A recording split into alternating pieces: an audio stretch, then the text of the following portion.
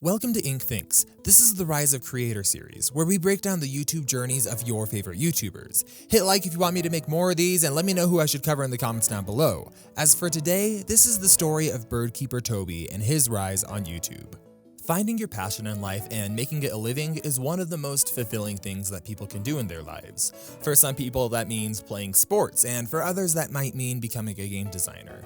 But for Toby Hill, a YouTuber from the UK, this always boiled down to two things: Pokemon and being on camera.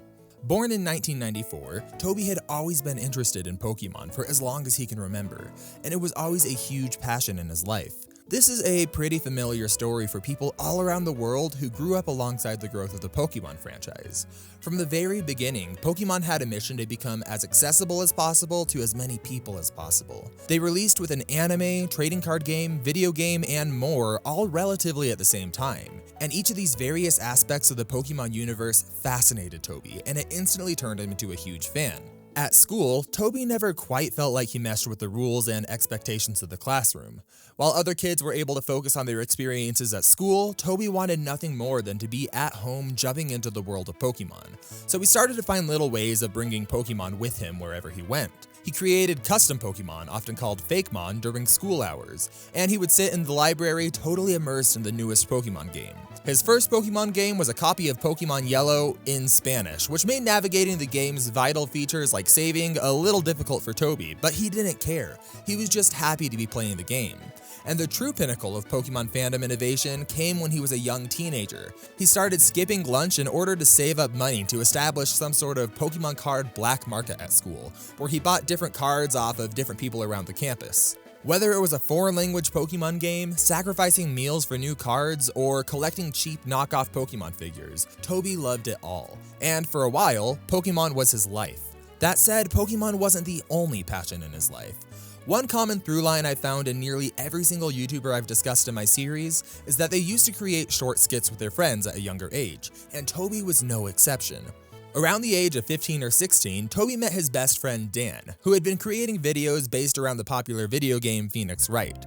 They thought it would be a ton of fun to begin making videos together, and soon created a YouTube channel to post on. Their early skits were a combination of a bunch of different topics and interests. For example, they did a skit on what a game of Yu-Gi-Oh might look like if it was played in the world of Phoenix Wright, and they began to form these skits into an ongoing web series with multiple seasons and even a 15-part movie. None of these skits ever really saw traction, but that wasn't the point. The series was a bunch of fun videos made by friends for friends, and they were perfectly content with that. What mattered is that this developed a passion for creating videos, and that passion soon evolved into a love for acting, which became Toby's aspiration for the future. He began taking drama classes in school, and the stage soon became somewhat of a second home for him. He found that he was good at it, it gave him confidence, and something about it just felt right. So he made the choice to follow his passion and pursue higher education, and he went to university to study drama. Now you may think that finally being able to go off and study something you love would be incredibly fulfilling. But Toby realized that moving away to pursue this left somewhat of a hole in his life. He had been creating videos with his friends for a good while now, and it had turned into an important creative outlet and hobby for Toby. But moving away from all of his friends to study meant that he lost all of these people that he used to film with, and it felt like he was losing a hobby that was really important to him. He started observing the YouTube landscape, which around this time in 2012 was really starting to take off financially. People were actually able to create full-time incomes by recording themselves and sharing what they love to do on YouTube.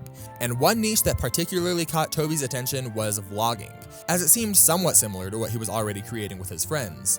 So this led to the creation of one of Toby's first real solo YouTube channels. He began documenting his life in vlogs and also created several solo comedy skits. He even tried out popular trends like the Cinnamon Challenge. And the channel didn't do poorly in any sense of the word. He was able to get around 1,000 subscribers in its lifetime, but it never quite felt like the right fit for him. So he also tried his hand at a Legend of Zelda YouTube channel called The Wind Waker 94. During this time, he made several videos documenting his thoughts on the series' lore and especially its timeline. And the channel did really well, all things considered. Some of the videos even got tens of thousands of views. Toby honestly could have followed up this momentum and become a Zelda YouTuber, but something about it still just didn't feel right. It didn't have the passion that he was looking for. While he was playing around with these different channel ideas, Toby switched schools to be able to study film with one of his best friends. This friend also hadn't stopped creating content and had begun streaming the popular game Hearthstone. Toby remembers looking at him streaming and being in awe of the whole process. Something about seeing his friend share a game that he truly loved with the world spoke to him. He remembers saying out loud, "Wow, I wish I could just make videos about my favorite games." And then suddenly he had an epiphany. All of the tools that he needed to start a Pokemon YouTube channel were right there. He had years of practice with other channels, he knew the series. It was like a real-life version of the Galaxy Brain meme where the whole universe just started expanding into his mind with endless possibilities. He realized that there was nothing stopping him. While he struggled finding passion for vlogging or Zelda, something about Pokemon just felt so right, and he noticed a gap in the Pokemon market on YouTube. A lot of the biggest Poketubers at the time were presenting their theories as slideshows almost, focusing on still frames and game footage while narration played on top of it. Toby realized he could bring together all of his past experiences and become the Poketuber with a face, one who actually appears on camera. So he took this direction and began to workshop a name for the channel.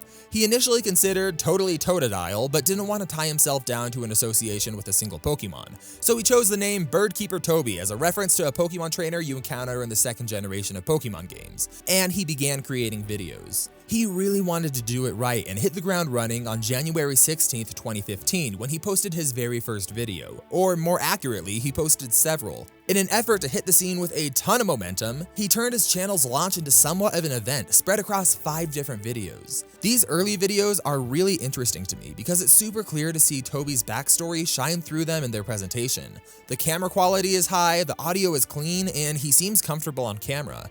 It's really clear that this is not his first time in front of the camera and on screen. For early videos, these are all very solid. And I think that quality really resonated with people. Most of these videos tackled Pokemon theories, but I want to draw special attention to the first of these 5, called Birdkeeper Toby Wants to Battle Tag. I believe that this video reveals an insightful look onto what makes Toby's channel so successful, even today. Tag videos are something that Toby picked up from the vlogging community, where essentially a new kid on the block comes in and introduces themselves while encouraging other people to do the same. So Toby used this video as a way to introduce himself, but also to invite pre-existing creators to reach out to him and to encourage others to begin their YouTube journey at the same time as him. And it worked. Like I said, people noticed the quality of Toby's videos and his outgoing nature, and he quickly got to know many people in the community. You can even see this in the comment sections of his earliest YouTube videos. Poketubers were already introducing themselves and reaching out. So Toby took this in stride, adopting a consistent posting schedule, and within just 2 months of posting videos, he found himself at 2,500 subscribers, which blew his previously biggest endeavor, his vlogging channel, out of the water. He also continued to heavily focus on the community aspect of the Pokemon scene and got to know more and more creators. One of the most notable and influential creator to Toby was someone you might recognize if you saw my video talking about Skip the Tutorial. Loxton, who runs the channel Loxton and Noggin. Toby had been looking for a way to bump his posting from 1 video per week to 2 videos per week, and he noticed that Loxton had been publishing short mini-theories in addition to his regular videos. Not wanting to step on any toes, he reached out to ask Loxton if he would mind if he started creating the same kind of videos to pad his own posting schedule. But rather than simply saying yes to this question, Loxton saw something in Toby and in Toby's channel. He had been trying to create a multi-person channel at the time, similar to game theory, and he thought that Toby would be a great representative of the Pokemon niche. They began working together and on August 27th, 2015 posted the collaborative video, What Level is Ash's Pikachu, to the Noggin channel. And shortly after this, Toby went on to post his own side series to the same channel. These videos did really well and were huge boons to Toby's success at the time. When he started posting these, Toby only had around 10,000 subscribers and the Noggin channel was over 100,000. This was vital in getting more and more eyes on Toby's content. And through this opportunity, he was also introduced to other popular Pokemon YouTubers, such as Mr. Buddy or TrueGreen7, who would go on to become a good friend of Toby's. By the time his 1-year mark rolled around on YouTube, Toby had over 30,000 subscribers in a single year, and this momentum led him into the biggest year for his channel's growth, 2016.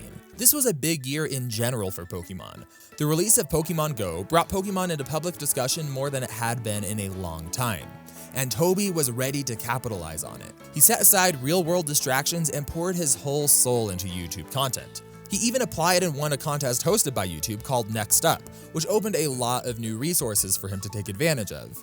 There were a few videos at this time which were really foundational to his success.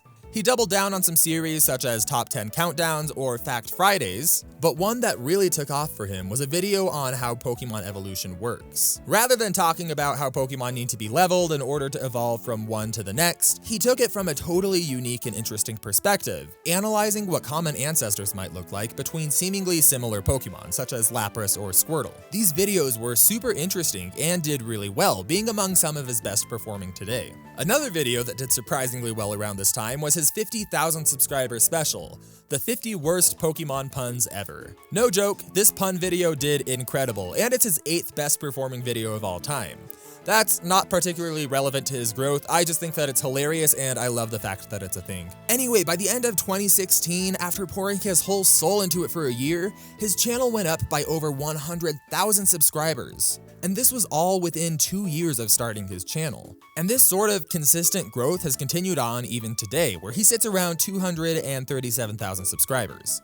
He's had some really incredible opportunities open up to him along the way. Not only did he get to meet a lot of new friends through his YouTube career, but Nintendo themselves have approached Toby and offered to work with him on several occasions, such as when they allowed him to be the first to play and record a Let's Play of Pokemon Let's Go Pikachu on YouTube. And it's this collaboration with Nintendo that really brings things full circle for me. Toby started off as a kid who wanted nothing more than to immerse himself in the world of Pokemon and share it with others. He chose to follow that passion and mix it with other joys he found in his life, but then followed those together until he was able to partner up with the exact company that he'd been admiring all of his life. Pokemon itself is a series that's grown in large part due to the social nature of its games, which encouraged others to connect with each other and enjoy the game together, as well as consistently releasing products that brought people together. And I think that this is a perfect metaphor for the growth of Toby's channel. The Birdkeeper Toby channel has been a force of positivity in a YouTube space that often gets bogged down with drama. There's always been a focus on community, positivity, and sharing the love of Pokemon with others, and that really shines through his content. I can personally say that Toby is one of the kindest, most genuine people I've had the pleasure of speaking to in my YouTube career. Toby's channel is unique because other popular YouTube channels have waited for their one big video to take off and then doubled down on that and grew. But Birdkeeper Toby never really saw that.